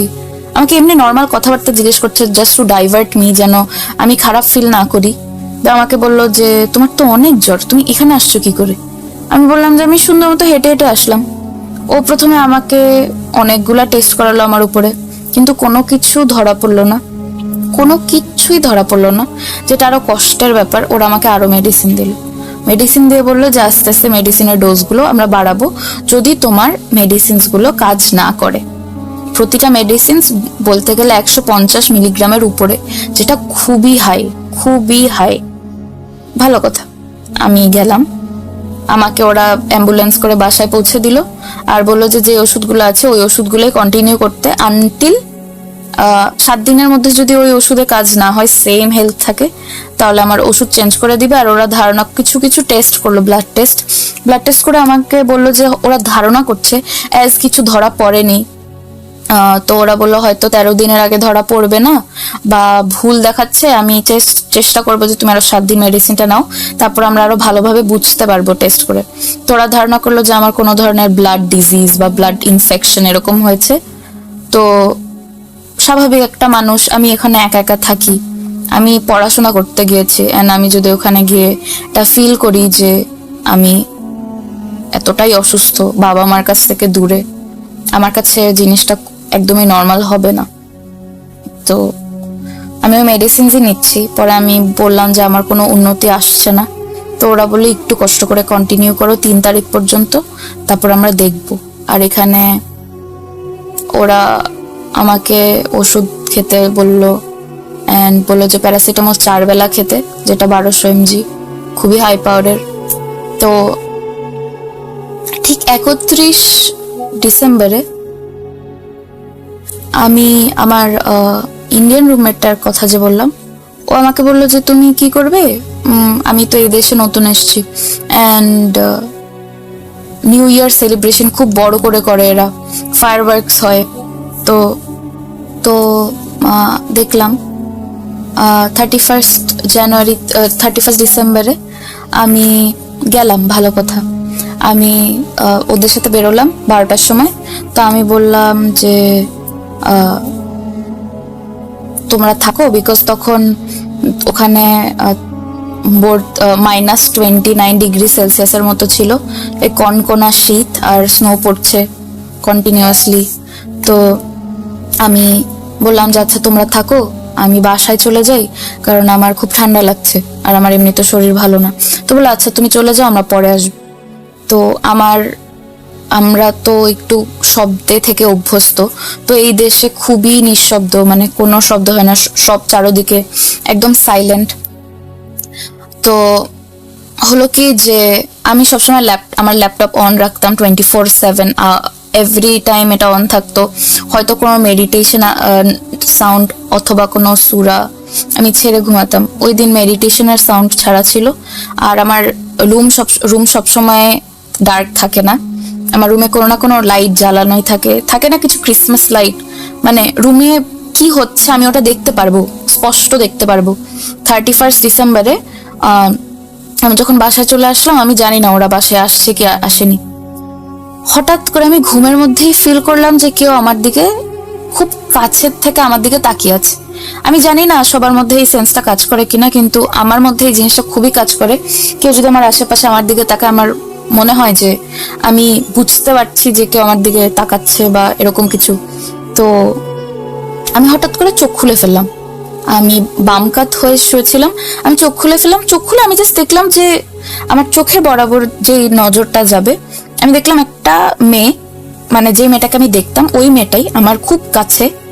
আমি বোঝাতে পারবো না কতটা, মানে আমার খাটের একদম, আমার খাটটা সিঙ্গেল বেড অনুযায়ী, তো সিঙ্গেল বেডটা শেষ হলেই যে ও দাঁড়িয়ে থাকবে, এতটা কাছেও আমার, আর আমি বাম কাঁধ হয়ে শুয়েছে, আমার বাম পাশেই দাঁড়িয়ে আছে, দাঁড়িয়ে আমার দিকে। তো আমি যখন, আল্লাহ মাফ করো, আমি আমি আমার এখনো গুজবাম্পস চলে আসছে যখন আমি ভাবছি যে ওই জিনিসটা আমার সাথে একসময় হয়েছিল। তো আমি ওর শরীর দেখতে পেলাম, আমার বোঝা বাকি নেই যে ওখানে ওই মেয়েটাই, আমি যে মেয়েটাকে দেখতাম। তো আমি আস্তে আস্তে আমার চোখের দৃষ্টিটা একটু উপরে নিলাম, উপরে নিয়ে আমি দেখলাম যে ওই মেয়েটার দৃষ্টি পুরো আমার উপরে, আমার থেকে এক হাতও দূরে থাকবে না, ওর ফেসটা এতটা কাছে, ও ঝুঁকে আমার দিকে আমাকে দেখছে। এন্ড ওর ফেস কিরকম জানি, ওর কোনো ফেস ছিল না, খুবই জঘন্য একটা চেহারা ছিল, আমি বোঝাতে পারবো না, আমার গলা কাঁপছে এখন, আই এম সো সরি। আমি জাস্ট ওর দিকে তাকিয়ে থাকলাম, তখন আমার মনে হলো যে আমি হয়তো স্বপ্ন দেখছি। আমি চোখ বন্ধ করে আবার চোখ খুললাম, না, ওই জিনিসটা ওখানেই দাঁড়ানো, আমার দিকে এক নজরে তাকিয়েই আছে। আমি আবার চোখ বন্ধ করলাম, আবার চোখ খুলে আবার চোখ বন্ধ করলাম, তখন আমি শিওর হয়ে গেলাম যে ওখানে কিছু না কিছু একটা আছে, এটা সত্যি, আমি ড্রিম দেখছি না, আমি স্বপ্নে না। তখন আমি ভাবলাম যে আমার এখন চিৎকার দেওয়া উচিত বা আমার রুমমেটদেরকে ডাকা উচিত, কিন্তু ওই সময় আমি দেখলাম আমার বোবা ধরা বলে যে আমার ভয়েস কাজ করছে না, আমি গলা থেকে কিছু বলতে পারছি না, চেয়েও আমি কিছু বলতে পারছি না, আর আমার শরীর পুরো প্যারালাইজডের মতো হয়ে গেল, পুরো অবশ হয়ে গেল। আমি জানি না কিভাবে এটা ডিসক্রাইব করব।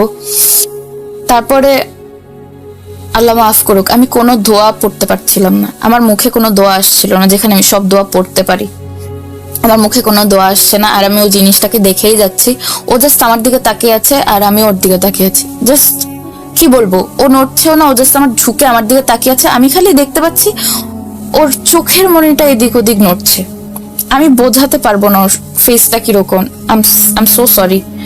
আর তখন যখন আমি মনে করলাম যে আমার বডি প্যারালাইজড হয়ে যাচ্ছে, আমি চিৎকার করতে পারবো না বা আমি কাউকে ডাকতে পারবো না, আমি তখন ফিল করলাম যে আমার শরীরের, আমি জানি না আমি কেন এই জিনিসটা ফিল করলাম, আমার শরীরের উপরে দুইটা শরীরের ভার চলে আসলো, আমি এরকম ফিল করলাম।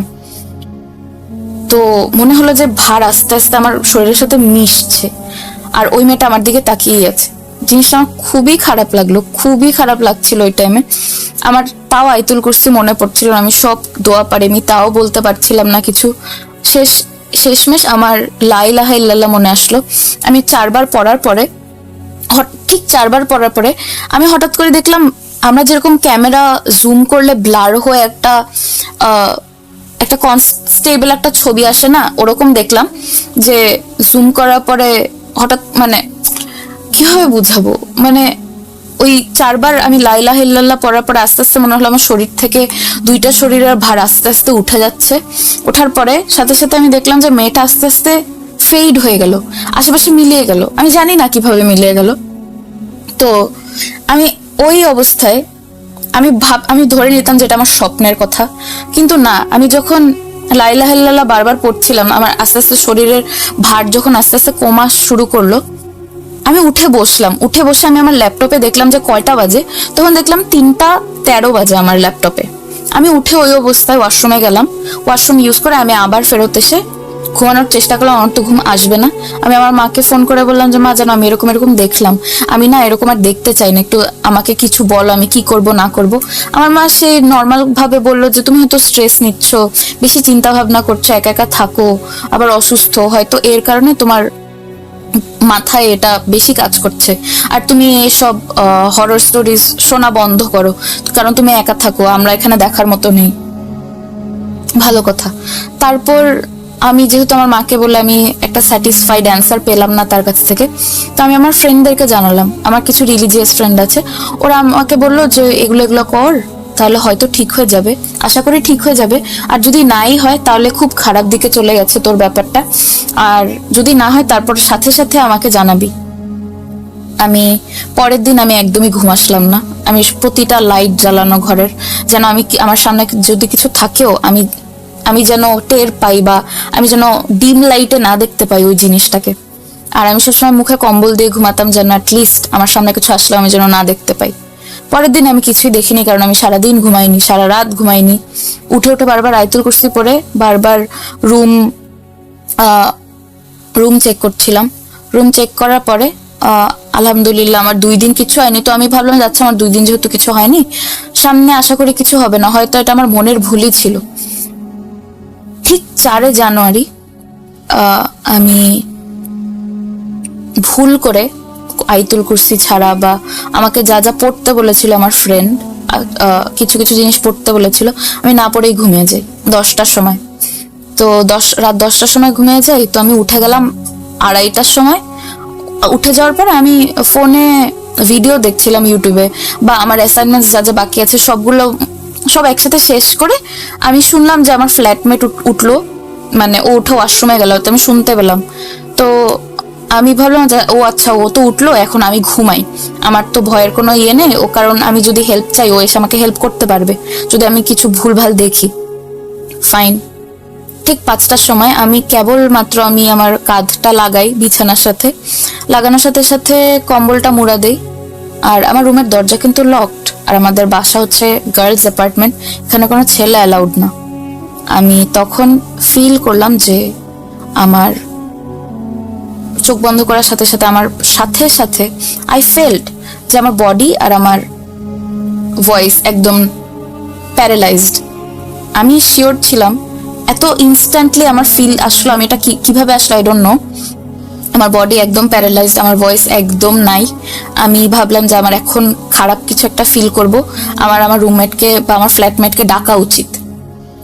পারলাম না, আমি পারলাম না, আমার ভয়েস নেই। আমাকে আবার বোবায় ধরলো। ওই মোমেন্টটা আমি আবার ফিল করলাম যে আমার বডিতে 2টা জিনিস বসে যাচ্ছে।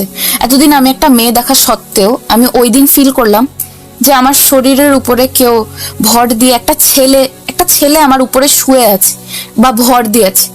আমি আমার গলার মধ্যে, আমার থুতনির নিচে যে পার্ট, ওইখানে আমি ফিল করলাম যে একটা ছেলের যেরকম খাড়া খাড়া চুল থাকে, ওই চুল আমি ফিল করলাম, খোঁচা খোঁচা চুল আমার গলায় লাগছে। কতটা বিচ্ছিরি। আর ওই জিনিসটা আমার পুরো শরীরে ভর করে শুয়ে আছে, আমি এরকম ফিল করতেছিলাম।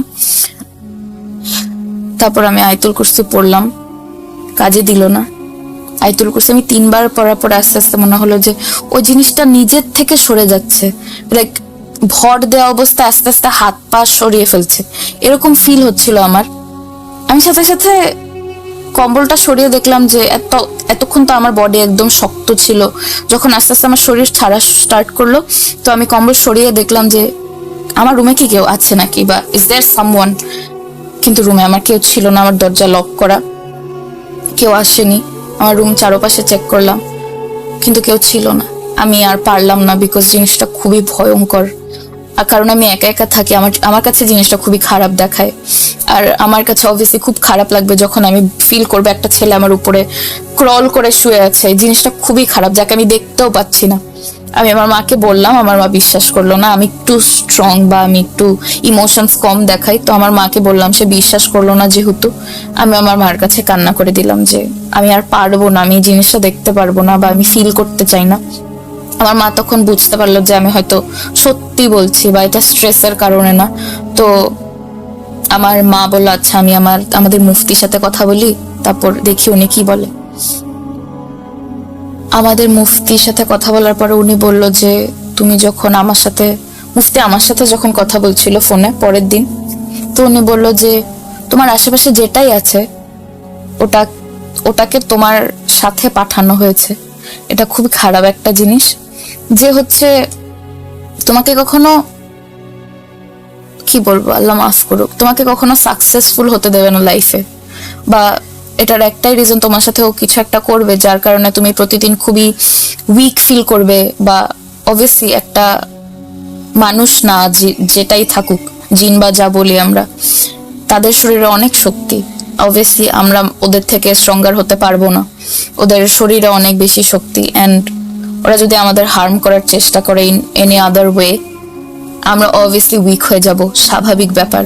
যার কারণে আমি এতদিন এতটাই অসুস্থ হয়ে যাচ্ছিলাম জাস্ট বিকজ অফ দ্যাট।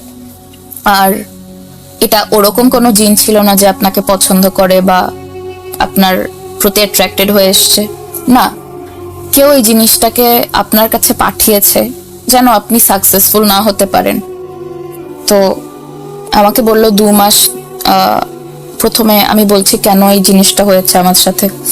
প্রথমে হচ্ছে 2 মাস আমাকে বললো যে এইসব জিনিস করে তুমি রুম বন্ধ করে রাখবে, মানে আমরা দোয়া পড়ে রুম বন্ধ করে রাখি, শরীর বন্ধ করে রাখি, ওই জিনিসটা আমাকে প্রতি রাতে করতে বললো। আমার রুমের চার কোনায় পানি ছিটিয়ে, আমার রুমের বিছানায় পানি ছিটিয়ে আমার শরীর বন্ধ করে তারপর ঘুমাতে। অবশ্য আমাকে বললো যে এটা মিস করো না, এটা 2 মাসের একদিনও মিস করবে না, বিকজ ওই জিনিসটা খুবই ক্ষিপ্ত হবে। তুমি যখন নিজের শরীর বন্ধ করবে, যখনই তুমি শরীর বন্ধ করে দিবে, ও চান্স পেলেই তোমার খুব বড় ক্ষতি করবে। আমি 2 মাস করলাম টানা, আল্লাহর রহমতে আমি আর কিচ্ছু দেখিনি। 4 জানুয়ারির পর আমার শরীরেও আর কোনো অ্যালার্জি হয়নি। আর যে ওষুধগুলো খাওয়া হয়েছিল ওগুলা তো কোনো রিজনে খাওয়া হয়নি, ওই ওষুধগুলো আমার শরীর অনেক খারাপ করে দেয়। এখন আমি বলতে গেলে মোটামুটি অসুস্থ ওই ওষুধগুলোর কারণে, বিকজ আমার কোনো রোগ ছিল না। আর এই জিনিসগুলো ডক্টররা বিলিভ করে না, আরো এটা হচ্ছে ইউরোপিয়ান ডক্টরস, এরা তো আরো আগে বিশ্বাস করে না প্যারানর্মাল জিনিসপত্রে। আমি এখন বলতে গেলে খুব খারাপ পজিশনে, আল্লাহ মাফ করুক। কেন মানুষজন ব্ল্যাক ম্যাজিক করে? মুফতি এটাও বললো যে যারা করার ট্রাই করেছে তারা আমাদেরই বিল্ডিং এর একজন, যারা আমার বাবাকে বা আমি আমার বাবার বড় মেয়ে, আমাদেরকে কখনো সাকসেসফুল হতে দেখতে চায় না। কোনো রিজন নেই, কোনো ক্ষতি করিনি আমরা তাদের, কিন্তু ওনারা আমাদের সুখ দেখতে পারবে না, বা জেলাসি আর কিছুই না। আল্লাহ মাফ করুক। ওনারা 5 ওয়াক্ত নামাজ পড়ে, ওনারা পর্দা করে। আল্লাহ কিভাবে এইসব মানুষ বানায় যে ওনারা এত কিছু করার পরেও মানুষজনের সাথে জেলাস হয়ে এত খারাপ জিনিস করে। ওনাদের জন্য আমার বাবা অতটা বিলিভ করে না এইসবে, আল্লাহ ভরসা। কিন্তু আমি খুব খারাপ জায়গা থেকে আসছি বা আমি ফেস করেছি, আমি জানি। আশা করি কেউ যেন ব্ল্যাক ম্যাজিকের সম্মুখীন না হয়। মানুষ জেলাসি করার যেন বন্ধ করে দেয়। আল্লাহ সবাইকে সুস্থ রাখুক। এখন এটাই দোয়া করবো যে আল্লাহ সবাইকে সুস্থ রাখুক। কেউ যদি ভালো পজিশনেও যায়, আমি কখনো জেলাস ফিল করব না, কারণ এটা তার পাওনা। আল্লাহ ওদেরকেও ক্ষমা করে দিক। অ্যান্ড আমি এটা বলবো যে প্লিজ কেউ ব্ল্যাক ম্যাজিকে জড়াবেন না জাস্ট বিকজ অফ জেলাসি। একটা মানুষের লাইফে টানা হেঁচড়াও হতে পারে, ইউ নেভার নো। আমি কিরকম ফিল করছি, I really don't know how to express that. আমার চোখে পানি চলে আসছে, আমার গুজ বাম্পস দিচ্ছে। আমি কি ফেস করেছি, মেবি এটা খুবই ছোট একটা ব্যাপার, কিন্তু জাস্ট থিঙ্ক আমার মধ্যে এই ছোট একটা ব্যাপার যে খারাপ ভাবে ইনফ্লুয়েন্স করছে আমার ফিউচার। অলমোস্ট আমি ফিল করি এখন ফিউচার অলমোস্ট ব্ল্যাক, একদম কিছু নেই আমার ফিউচারে। আমি ফিল করি যে আমার কোনো ফিউচারই নেই just because of those things. আমি বিশ্বাস কি আমার শরীরে এরকম একটা, আমার মাথা, আমার কিছু ঠিকঠাক মতো চলছে না জাস্ট বিকজ অফ একটা মানুষের ভুলের কারণে আমি এখন এরকম ফেস করছি। হয়তো আমি সুস্থ, কিন্তু আমার মানসিকভাবে আমি ডিস্টার্বড হয়ে গেছি একবার, যেটা আমি কখনোই হয়তো ঠিক করতে পারবো না। আশা করি আমি ভালো হয়ে যাই, বা যারা এইসব ফেস করছেন তারা সবসময় ভালো থাকেন। আর যারা ব্ল্যাক ম্যাজিক করেন তাদেরকে আল্লাহ হিদায়াত দান করুক। আমার ঘটনায় যদি ভুল ত্রুটি থাকে আমাকে ক্ষমা করে দেবেন। সরি বাংলিশে বলার জন্য, আমার বাংলা অতটা ভালো না, আমি খুবই দুঃখিত। সবাই ভালো থাকবেন। আসসালামু আলাইকুম। আরো একবার আপনাদের সবাইকে স্বাগত জানাচ্ছি, আমি রাসেল। আশা করছি আপনারা সবাই ভালো আছেন, ভালোর দলে আছেন। এতক্ষণ পর্যন্ত শুনছিলেন ভূত.com, সাথে ছিলাম আমি রাসেল। এবং এখন বিদায় নেবার পালা। আজকের মতো বিদায় নিতে চাই, ফিরে আসবো আবারও। সেই পর্যন্ত সবাই ভালো থাকুন।